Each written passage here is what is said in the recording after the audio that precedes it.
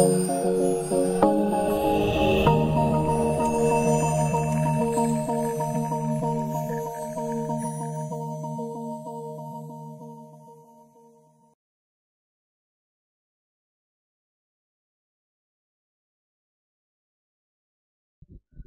assalamualaikum warahmatullahi wabarakatuh. Kita akan bahas tentang turunan tingkat tinggi pada pertemuan yang ke-12.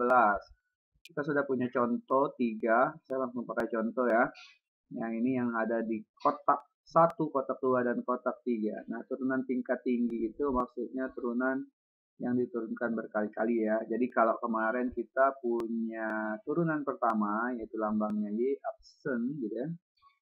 Nah, turunan pangkat tinggi ini nanti diturunkan jadi turunan kedua, ketiga, keempat, kelima, atau yang dibutuhkan. Walaupun pada aplikasinya biasanya turunan itu baru sampai turunan kedua. Nah, belum sampai ke turunan yang keberapa gitu ya. Misalnya pada fisika, turunan pertama untuk kecepatan, turunan kedua untuk percepatan. Misalnya nanti Anda menemukan persamaan gelombang, yaitu memancarkan sinyal dari frekuensi A ke B gitu ya, dari tower A ke tower B dengan menggunakan sin cos gitu ya, trigonometri, maka nanti Anda akan menemukan posisi gelombangnya dengan sin cos itu, kemudian turunan pertamanya dengan kecepatan gelombangnya dipancarkan, kemudian turunan keduanya adalah akselerasi atau percepatan untuk gelombang itu sendiri. Contoh, kita ambil yang pertama, misalnya kita punya fungsi aljabar biasa tingkat tinggi. Untuk mencari turunan pertama, kita menggunakan konsep biasa, yaitu menurunkan 6 dikali 1, 6x, 6 dikurang 1. Nah, ini turunan pertamanya. Terus kita turunkan lagi, 5 kali 4, 20. Kemudian X pangkat 4-nya diturun 1 ya. Jadi konsepnya sama persis dengan sebelumnya. Terus ini 6, 2 kali 3. Pangkatnya 3 dikurang 1 jadi 2. Dan 100 diturunkan menjadi 0. Nah, selanjutnya kita bisa mendefinisikan turunan keduanya. Biasanya lambangnya Y aksen 2 ya. Nah, bagaimana cara menentukan turunan keduanya? Sama persis, cuma kita menurunkan turunan pertamanya. Jadi turunan ini 5 kali 6, 30. X pangkat 4 ditambah 3 kali 20, 60. Kemudian X-nya 3 dikurang 1 pangkat 2. Kemudian ditambah lagi menjadi 2 kali 6, 12. X pangkat 2 dikurang 1. Ada 1 ya. Kadang-kadang tidak usah ditulis ya. 12X. Nah, misalnya ditanya lagi turunan yang ketiga. Ini ya, tandanya 3. Itu menandakan turunan ketiga. Ya, tinggal diturunkan lagi. Jadi 30 kali 4, 120. X pangkat 3 ditambah 60 kali 2 atau 2 kali 60, 120 juga. X pangkat 1 ya. X pangkat 1 ditambah 12X, itu berarti turunannya 12. Nah, jadi kita temukan bahwa untuk sampai ke turunan ketiga hasilnya seperti ini. Nah, suatu saat karena di pangkat 3, kalau diturunkan lagi dia bisa menjadi 0 ya. Ini bisa menjadi 0 di turunan ke berapa? Turunan ke 7 ya mungkin ya. Setelah semuanya habis.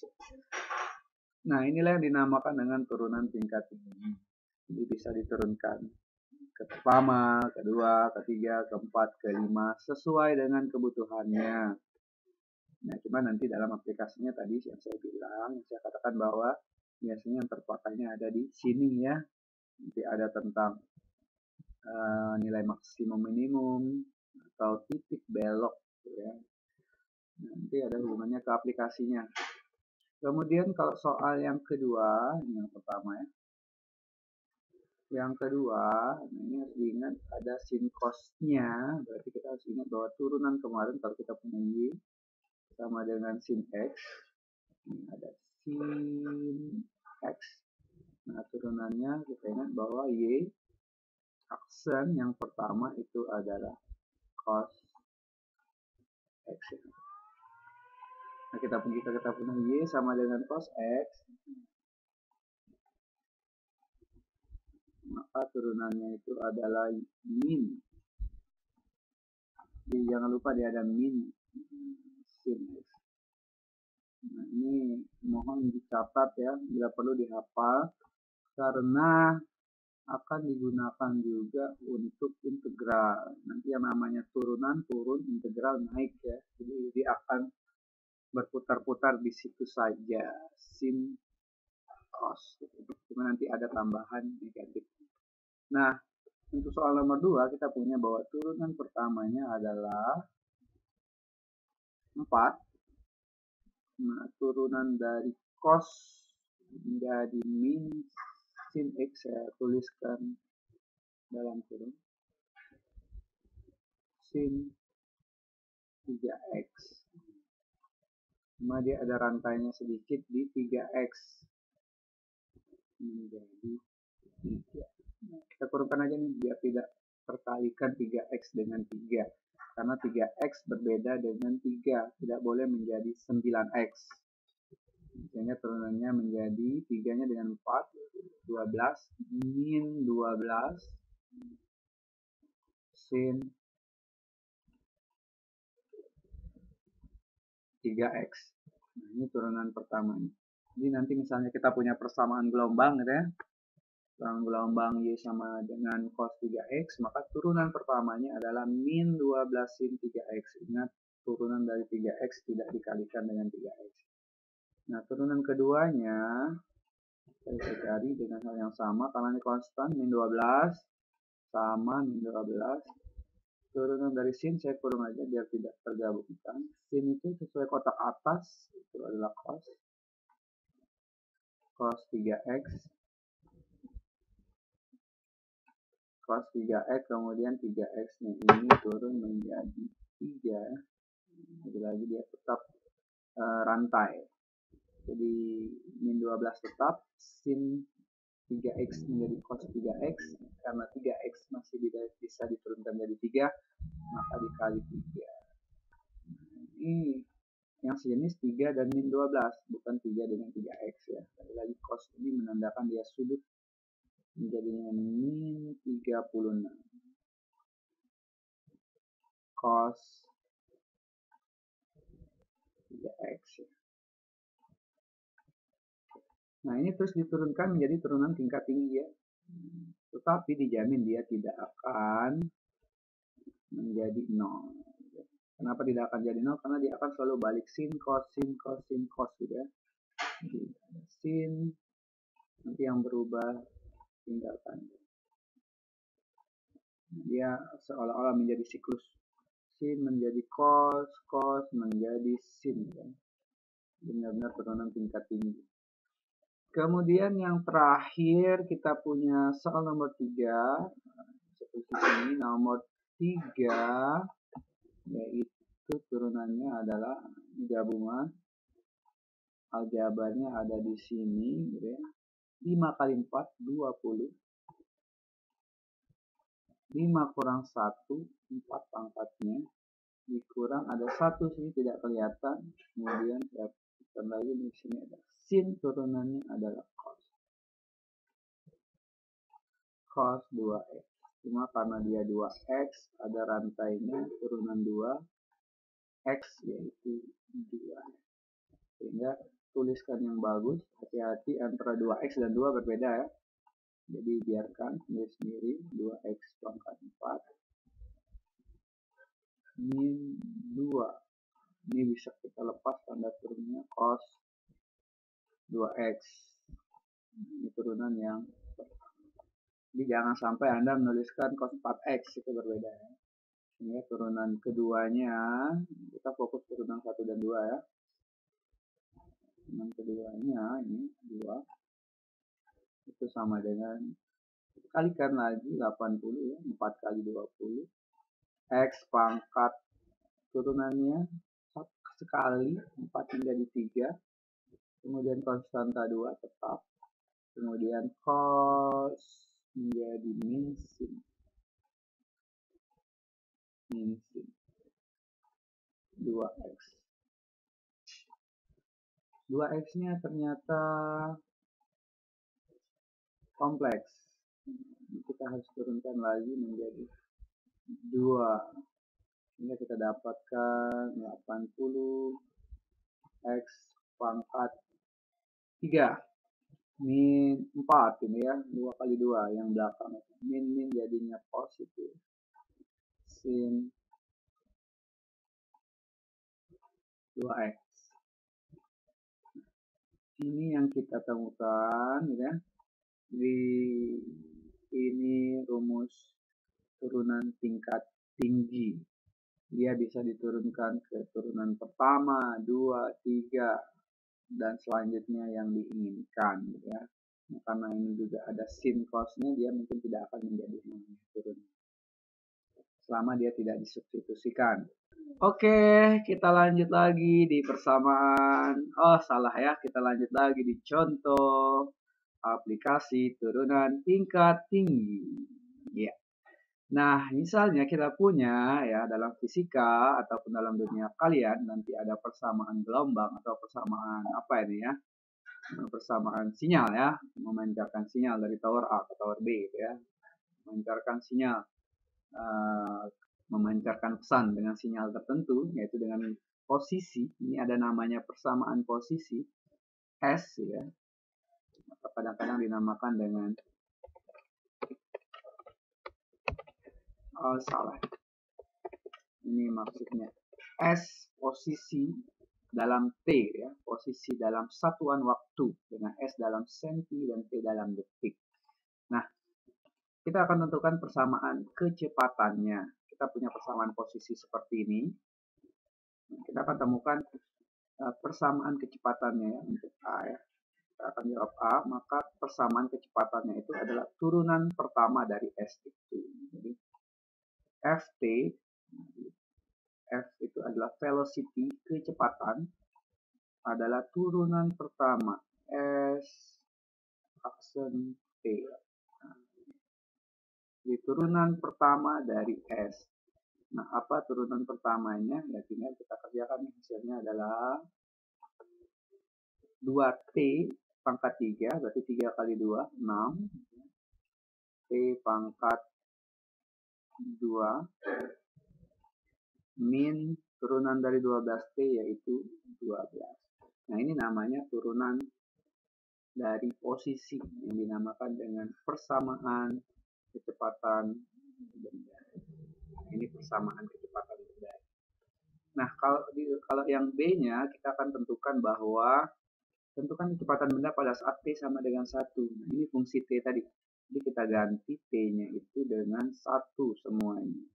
Itulah kecepatan pada saat 1 sekon, 1 detik ya. Berarti 6 dikali 1 kuadrat dikurang 2. Nah, hasilnya adalah 6 dikurang 12 ya. Hasilnya adalah min 6. Tanpa disatuannya sentimeter gitu ya, sentimeter per sekon. Ini fisika ya. Ini saya kasih satuannya sentimeter per sekon. Kecepatannya. Nah, kenapa ada min 6? Nah, kalau kalian tanya lebih lanjut min 6-nya, kecepatannya min 6 ya. Nah, ini kalian harus buka lagi buku fisika ya. Karena fisika itu adalah vektor, negatif itu melambangkan arah. Jadi, min 6 artinya dia berlawanan dengan arah sebenarnya. Contohnya misalnya acuannya dia maju itu positif, maka min 6 itu negatif. Yang harusnya kecepatannya maju 6 plus gitu ya. Nah, ternyata yang kita temukan adalah di titik atau di kondisi T sama dengan 1 di detik pertama dia mundur terlebih dahulu. Ya, sebanyak negatif 6 cm. Negatif 6 berarti dia mundur dari acuannya. Itu yang namanya dengan vektor ya. Besaran yang punya nilai dan arah ya. Itu tidak salah ya. Kemudian kita tentukan adalah percepatan. Nah, fokus kita kan di sini ya, percepatan atau A, acceleration. Akselerasinya ya. Nah, jadi kecepatannya adalah turunan dari kecepatan. Jadi 6T kuadrat min 12 kita turunkan menjadi 12T. 2 dikurang 1 ya. Sehingga kadang dituliskan menjadi 12. Sehingga kalau kita ingin jawab yang D, percepatannya pada T sama dengan 2 gitu ya. Ini kelebihan ya. T sama dengan 2. Jadi tinggal ganti A, substitusi seperti biasa pada fungsi yang telah kita pelajari. Ini adalah 12 dikali 2. Dengan 24 cm ya, kuadrat per second. Oke, jadi maksud saya adalah dalam matematika ini, dalam kalkulus ini yang kita ingin turunkan adalah, yang kita ingin perjelas adalah bahwa seperti yang tadi, jika kita punya Y, maka turunannya itu gitu ya, itu akan menjadi Y aksen ya, yang pertama. Gitu. Kalau kita turunkan lagi menjadi Y yang turunan kedua. Nah, pada soal ini kita punya Y-nya adalah posisi gitu, S. Turunannya adalah sebuah kecepatan. Turunan yang keduanya itu adalah suatu percepatan. Jadi itu konsep yang akan kita ambil. Jadi pada konsep ini kita punya persamaan posisi, turunan persamaan posisi adalah kecepatan, turunan kecepatan adalah percepatan. Turunan dari percepatan belum tahu ya, jadi dalam fisika belum ada gitu ya. Mungkin dalam dunia lain juga belum ada ya, cuma sampai turunan 1 dan 2. Oke, ini contoh yang pertama.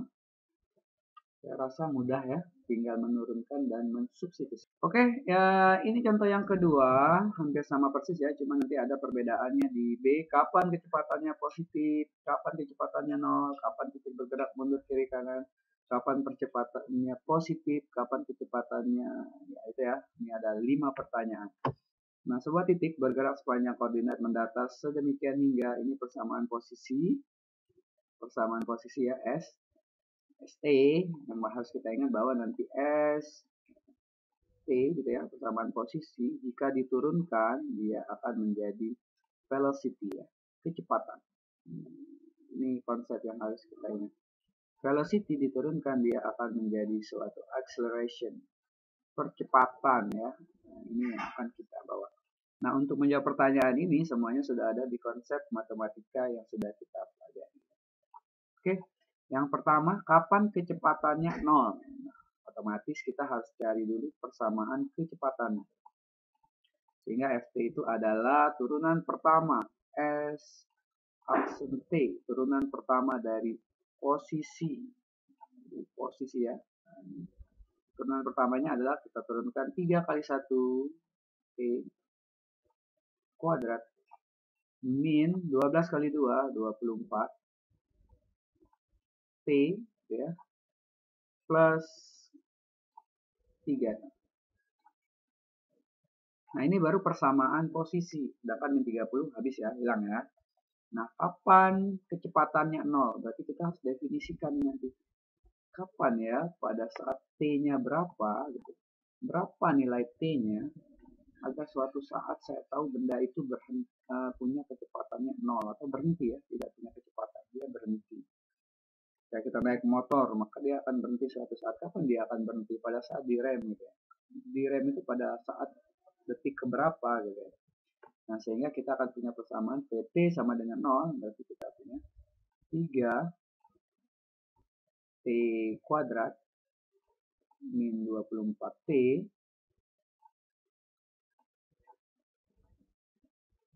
plus 36 itu sama dengan 0. Nah, ini yang dikerjakan adalah faktorisasi. Memfaktorkan. Nah, biar lebih gampang, ini karena banyak ya, ada 3, faktor 3-nya kita bagi 3 semuanya, jadi T kuadrat min 8T plus 12. Nah, di pertemuan sebelumnya kita sudah tahu cara memfaktorkan ini. Kalau lupa Anda bisa buka pakai luas bidang gitu ya. Kalau masih ingat tinggal cari faktor dari 12 yang dijumlahkan sama dengan min 8. Jadi saya bisa lihat sepertinya ini adalah P-nya min 6 dan P-nya min 2 gitu ya. Maksudnya ini bukan P ya, ini faktornya dulu ya. Jadi saya punya min 6 kali min 2, 12. Kemudian min 6 tambah min 2, min 8 pas ya. Sehingga faktor pembuat nolnya adalah, kapan dia 0? Pada saat 6. 6 kurang 6, 0. Atau kapan dia 0? Pada saat 2 dikurang 2. Jadi kita bisa jawab bahwa kecepatan dia 0, dia akan 0 pada saat T sama dengan 6 dan T sama dengan 2. Jadi inti dari pertanyaan ini adalah dia menanyakan titik pecah ya. Titik pecah. Jadi kapan persamaan itu atau kapan benda itu akan berhenti sejenak. Oh, pada saat detik kedua dan detik ke-6 dia akan berhenti. Nah, berikutnya yang B masih pada persamaan kecepatan. Kapan kecepatannya positif? Nah, berarti ini oke, yang B ditanyakan kapan kecepatannya positif. Nah, positif itu berarti dia harus lebih besar dari 0 ya. Ini ke topik pertidaksamaan kemarin. Positif harus lebih besar ya. Kalau dia bilang positif dan 0 berarti lebih besar sama dengan 0. Nah, ini tinggal diselesaikan. Masukkan ke garis ini ke persamaan kita. Nah, kita selesaikan ini. Jadi kita punya titik pecah di 2 dan 6. Kita tes dengan titik 0 di sini. Tes 0 pada persamaan kecepatan. Di sini berarti plus. Sama-sama. Plus, negatif, plus. Sehingga kita dengan gampang bisa dia positif, kecepatannya positif adalah pada saat Ft kurang dari 2 atau gitu ya, Ft lebih dari 6 ya. Ini himpunan penyelesaian kemarin. Ft di mana gitu ya, HP-nya. HP-nya itu adalah himpunan penyelesaian Ft, di mana Ft kurang dari 2 atau Ft lebih dari 6. Itu akan positif. Kapan titik bergerak mundur atau ke kiri? Nah, mundur ini kan yang negatif tadi ya. Jadi di antaranya.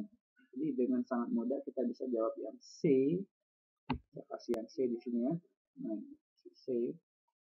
C itu berarti tinggal baca yang ini. HP-nya adalah Ft gitu ya. Kecepatan dalam waktu di mana dia antara 2 kurang dari Ft-nya antara 2 sampai 6. Jadi pada saat kita menjawab B akan terjawab juga C ya. Nah, kapan percepatannya positif? Kalau dia udah tanya percepatan, berarti posisi itu sudah di sini nih. Sudah persamaan percepatan. Kita harus turunkan dulu bahwa percepatan itu adalah turunan kedua dari posisi. Atau turunan dari kecepatan. Turunan kedua. Ini bisa ditulis sebagai turunan kedua dari posisi. Atau lebih gampangnya itu turunan pertama dari kecepatan. Yang hasilnya adalah 6T pangkat 1 ini 2 kali 3 6 pangkat 1 min 24. Nah, ini yang dinamakan dengan persamaan percepatan. Nah, pertanyaannya kapan percepatan positif? Ya sudah, kita kasih syarat A. T harus lebih besar positif dari 0. Sehingga kita punya 6T dikurang 12 lebih besar dari 0 ya. Sehingga 6T lebih besar dari 12. Dia akan 0 kalau T-nya, dia akan positif kalau T-nya lebih besar dari 2. Jadi pada saat T-nya sama dengan 2, kecepatannya besar. Walaupun kecepatannya berbalik tadi ya, negatif ya. Ini negatif, tapi kecepatannya besar. Berapa percepatan pada saat T1? Ini kalau pada T1, yang ini kita udah punya persamaannya.